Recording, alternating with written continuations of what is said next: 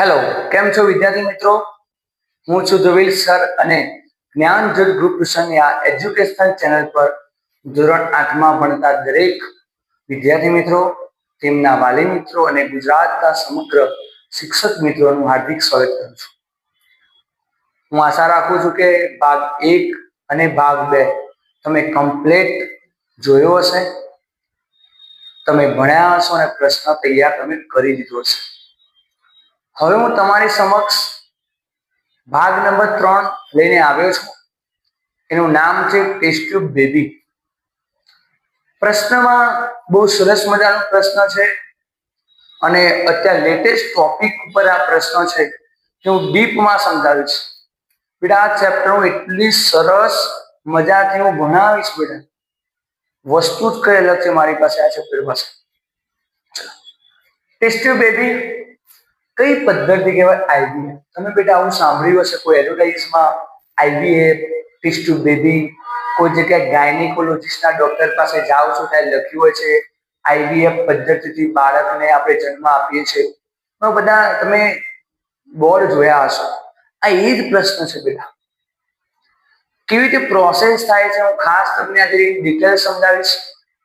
હવે સૌ પ્રથમ બેટા જો બાળક કેવી રીતે બેટા જન્મ આપે, બાળકનો જન્મ કેવી રીતે થાય, કઈ પ્રોસેસ અહીંયા ભાગ ભજવે એ હું આજે પહેલા સમજાવીશ. અને પ્રશ્ન શું છે, કેમ આ પ્રશ્ન કરવો પડે? જેમ તાવ આવ્યો છે તો દવા લેવી પડે, દવા છે ને એ પ્રશ્ન છે. પણ તાવ કેમ આવ્યો એ હું અહીંયા શીખવાનું છું. પહેલા જો મારો પહેલો વિડીયો તમે જોયો હોય, તમે લખેલું કે અંડવાહિનીમાં, તો સમજો બેટા, અંડવાહિનીમાં આજે અંડવાહિની છે, એમાં શુક્રકોષ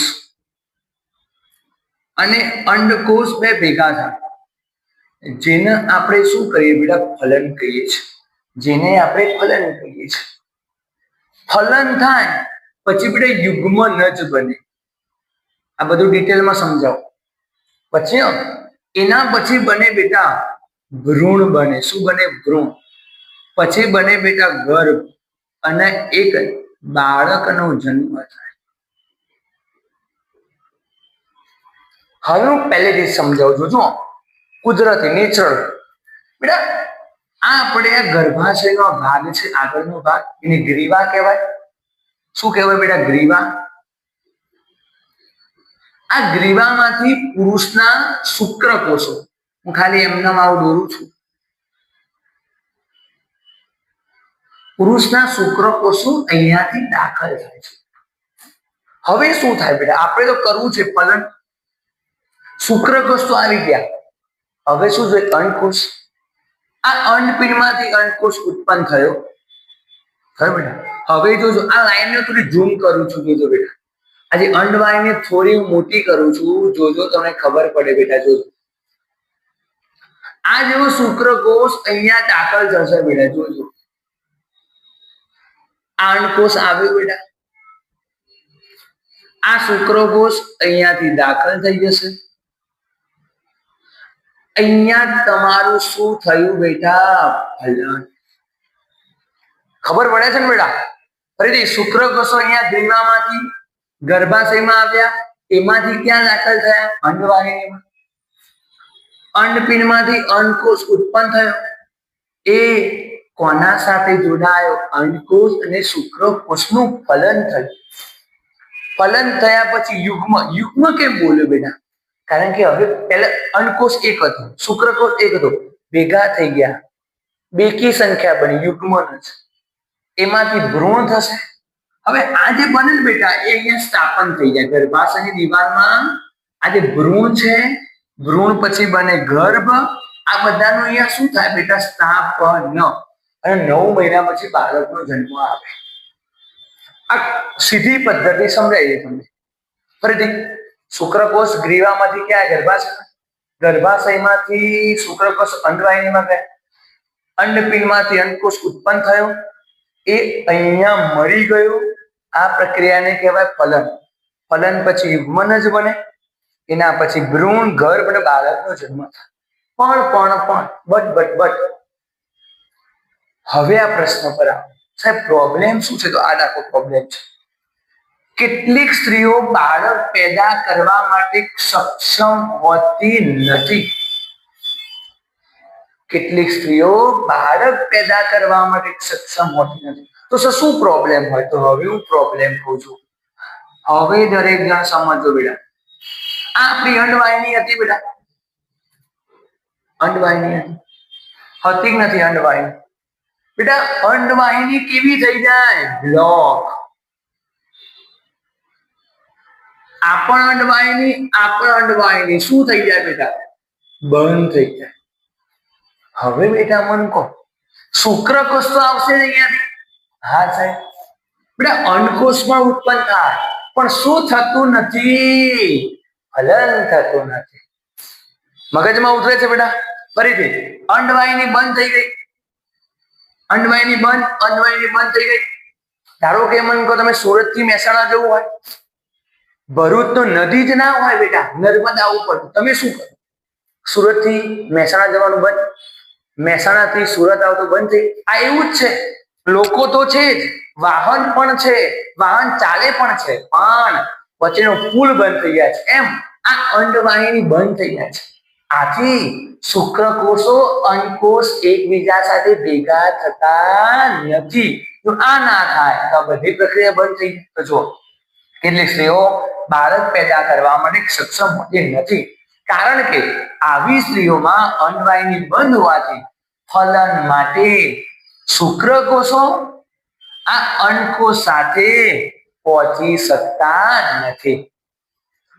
આ પરિસ્થિતિમાં સાહેબ સોલ્યુશન લાગતો હવે જોજો. અંડકોષ વ્યવસ્થિત છે? હા સાહેબ. શુક્રકોષ પણ વ્યવસ્થિત છે? હા સાહેબ. ખાલી આપણે ભેગું થતું નથી ને, ભેગું કરી દઈએ. ભેગું ક્યાં નથી થતું? અંડવાહિનીમાં. ડોક્ટર કે કશો વાંધો ને, હું છું ને, I am here, remove the fear. જોજો અહીંયા શું કરશે ડોક્ટર? સ્ત્રીઓમાં જે અંડપિંડમાંથી અંડકોષ ઉત્પન્ન થાય ને, આ કયો અંડકોષ? સુવિકસિત અંડકોષને બહાર લાવી દે છે ડોક્ટર પોતે. ટેકનોલોજી છે. જોજો આવી ટેસ્ટ ટ્યુબ હોય, એમાં આ અંડકોષને બહાર લાવી દે બેટા. લાવી દીધો. અંડપિંડમાંથી જે સુવિકસિત થઈ ગયો અને બહાર લાવે, અને શુક્રકોષ જે પુરુષના શિશ્નમાંથી બહાર આવે, એ શુક્રકોષને અહીંયા શું કરે બેટા? ભેગો કરે. મગજ ચાલે કે ના ચાલે? ક્યાં ભેગો કરે બેટા? આ ટેસ્ટ ટ્યુબમાં. હવે જુઓ, જે કામ આમ તો અંદર થતું હતું, એ કામ ક્યાં થવા લાગ્યું? બસ ડોક્ટરે આ સોલ્યુશન આપ્યું છે. જે કામ નોર્મલ જે સ્ત્રી છે, જે બાળક લાવે છે, એમાં શુક્રકોષ અને અંડકોષ અહીંયા જ ભેગા થઈ જાય. મેં આગળ બતાવ્યું પ્રમાણે એમાં ફલન થઈ ગયું, પછી યુગ્મન જ બને, પછી ગર્ભ અને ભ્રૂણનું સ્થાપન ક્યાં થઈ જાય? ગર્ભાશયની દિવાલમાં. આ છે ગર્ભાશયની દિવાલ. જોજો, ગર્ભાશયની દિવાલ સ્થાપન થઈ ગયું. પણ સાહેબ અહીંયા પ્રોબ્લેમ શું હતો? અંડવાહિની બંધ હતી. કશો વાંધો નહીં, બહાર લાવી દો. એક અહીંયા શુક્રકોષ બહાર આવી જશે. હવે આ અહીંયા શું થઈ ગયું? ફલન. તો જોજો, આ સ્થિતિમાં ડોક્ટર તંદુરસ્ત મુક્ત થયેલા અંડકોષ તેમજ શુક્રકોષને એકત્રિત કરે છે. યોગ્ય માધ્યમમાં કેટલાક કલાક સુધી એક સાથે રાખે છે. તેથી યોગ્ય શું થાય? ફલન થાય. જેને ઇન વિટ્રો ફર્ટિલાઇઝેશન કહે. પરીક્ષામાં મોસ્ટ ટાઈમ બેટા આઈવીએફ નું પૂરું નામ પૂછાય. આઈ નો મતલબ ઇન, વી નો મતલબ વિટ્રો, એફ નો મતલબ ફર્ટિલાઇઝેશન. બરોબર. આવી સ્થિતિમાં ડોક્ટર તંદુરસ્ત રીતે મુક્ત થયેલા શુક્રકોષ અને અંડકોષને એકત્રિત કરી યોગ્ય માધ્યમમાં કલાકો સુધી એક સાથે રાખે છે, જેને આઈવીએફ કહે છે. હવે બેટા મન કહો, ફલન થઈ ગયું, આપણે તો કામ જ કરવાનું ફલનનું. હવે શું બનશે? યુગ્મન. તો જો ફલન થાય તો યુગ્મનજને 1 અઠવાડિયા સુધી વિકસિત થવા દેવામાં આવે છે. હવે જો યુગ્મન થઈ ગયું, હવે ભ્રૂણ અને ગર્ભ, આનું સ્થાન ક્યાં? ગર્ભાશયની દિવાલ, એટલે કે આનું સ્થાન અહીંયા. તો જો 1 અઠવાડિયા વિકસિત થવા દેવામાં આવે છે અને ત્યારબાદ માતાના ગર્ભાશયમાં સ્થાપિત કરવામાં આવે છે. કોના દ્વારા? ટેકનોલોજી દ્વારા, મશીનો દ્વારા. અહીંયાથી આને ઉઠાવીને દરેકને એવું થાય, સર આ બે ભેગા થઈ જાય તો કદ કેટલું હશે? કહી દઉં કદ, કોઈ ચોપડીમાં નથી આપ્યું. પેન્સિલ હોય પેન્સિલ, એના અણીનો ભાગ જેટલો હોય ને બેટા, એટલું આ યુગ્મનજનું કદ, એટલું એની સાઈઝ હોય, એટલું સૂક્ષ્મ, નાનું એકદમ. ભ્રૂણ ને ક્યાં મૂકી દીધું બેટા? જો હવે આગળ માતાના ગર્ભાશયમાં ગર્ભનો સંપૂર્ણ વિકાસ થાય છે તથા સામાન્ય બાળકની જેમ, અહીંયા લખું છું જો, જન્મ થાય છે. ફરીથી બોલો ચલો. જો ફલન થાય તો યુગ્મનજને 1 અઠવાડિયા સુધી વિકસિત થવા દેવામાં આવે છે અને ત્યારબાદ તેને અહીંયાથી લઈને ટેસ્ટ ટ્યુબ બેબીમાં લઈને ક્યાં મૂકવામાં આવે છે? ગર્ભાશયની દિવાલમાં સ્થાપિત કરવામાં આવે છે. માતાના ગર્ભાશયમાં ગર્ભનો સંપૂર્ણ વિકાસ થાય છે અને સામાન્ય બાળક, એટલે જેમ નેચરલ પ્રેગ્નન્સી રહે એવી રીતે જ રહે છે. જો જન્મ થાય છે આ પદ્ધતિ દ્વારા. પદ્ધતિ કઈ? ટેસ્ટ ટ્યુબ વાળી. તો આવી આ પદ્ધતિ દ્વારા જન્મેલા બાળકને ટેસ્ટ ટ્યુબ બેબી કહે છે. આપણે બેબી તો કહીએ છીએ, પણ અહીંયા ટેસ્ટ ટ્યુબ છે એટલે આગળ લગાવી દીધું ટેસ્ટ ટ્યુબ બેબી. મેં ખૂબ જ સારો પ્રયત્ન કર્યો છે તમને સમજાવવા માટે. એકદમ સરળ ભાષામાં સ્ક્રીનશોટ લઈ શકો છો તમે. આ બધું જ મેં સમજાવવાની મહેનત કરી છે. ચોપડીમાં કોઈ જગ્યા ઇન ડિટેલ આપેલું નથી, જે હું અહીંયા જે બોલ્યો છું. ઓકે, ભાગ 1, ભાગ 2 અને આ ભાગ નંબર તમારો 3, જેનું નામ છે આઈવીએફ. આવડે છે બેટા? જો કોઈ પ્રોબ્લેમ હોય તો વિડીયોને ફરીથી બેટા એકવાર જોઈ લેજો, સમજ તમને પડી જશે. ફરીથી એકવાર કહી દઉં, નેચરલમાં શું થાય બેટા? અંડકોષ અને શુક્રકોષનું ફલન અંડવાહિનીમાં થઈ જાય. પ્રોબ્લેમ શું? ભાઈ અંડવાહિની શું થઈ ગઈ? બંધ થઈ ગઈ. તો બેટા હવે બેનો ભેગો કરવાનો રસ્તો જ અલગ થઈ ગયો. કશો નહીં, બહાર લાવી દો, એકના ટેસ્ટ ટ્યુબમાં લાવો, બીજાને ટેસ્ટ ટ્યુબમાં. આના માટે યોગ્ય તાપમાન હોય, પરિસ્થિતિ હોય તો જ બેટા શક્ય થશે. ઓકે, મળીએ બેટા નવા વિડીયો સાથે. જો તમે મારા ચેનલમાં ફર્સ્ટ ટાઈમ હોય, પહેલી વખત મારો વિડીયો જોઈ રહ્યા હોય તો ખાસ મારી ચેનલ લાઈક કરજો, શેર કરજો અને સબસ્ક્રાઇબ કરજો. અને તમારા ફ્રેન્ડ્સને ખાસ મારા વિડીયો બેટા શેર કરજો.